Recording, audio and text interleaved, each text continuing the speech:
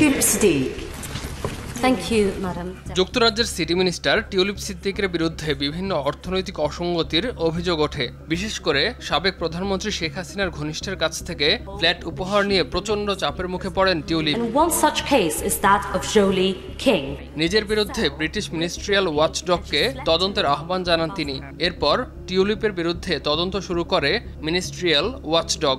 মঙ্গলবার ব্রিটিশ প্রধানমন্ত্রী কিয়ার স্টারমারের মুখপাত্র জানান, শিগগিরই তদন্তের অগ্রগতি জানানো হবে, কিন্তু এর আগেই চাপের মুখে পদত্যাগ করতে বাধ্য হলেন টিউলিপ সিদ্দিক। স্থানীয় সময় মঙ্গলবার সন্ধ্যায় প্রধানমন্ত্রী কিয়ার স্টারমারের কাছে পদত্যাগপত্র জমা দেন টিউলিপ। বিষয়টি নিশ্চিত করে একটি বিবৃতি দিয়েছেন কিয়ার স্টারমার। এ সময় টিউলিপের বিরুদ্ধে কোনো ধরনের অসঙ্গতি পাওয়া যায়নি দাবি করে ব্রিটিশ প্রধানমন্ত্রী টিউলিপকে ভবিষ্যতের জন্য শুভকামনা জানান।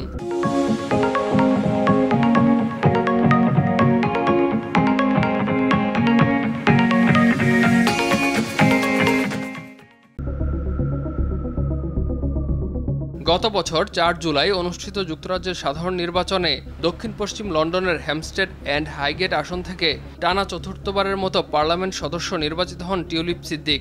এরপর তাকে economic secretary to the treasury and city minister পদে নিয়োগ দেন প্রধানমন্ত্রী কিয়ার স্টারমারের নেতৃত্বাধীন লেবার সরকার।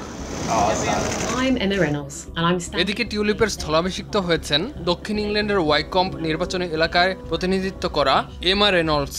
এর আগে 2010 থেকে 2019 সালের মধ্যে মধ্য ইংল্যান্ডের বিভিন্ন আসন থেকে নির্বাচন করে আইন প্রণেতা হিসেবে দায়িত্ব পালন করেছেন 47 বছর বয়সী এমা। ইমতিয়াজ আহমেদ, RTV।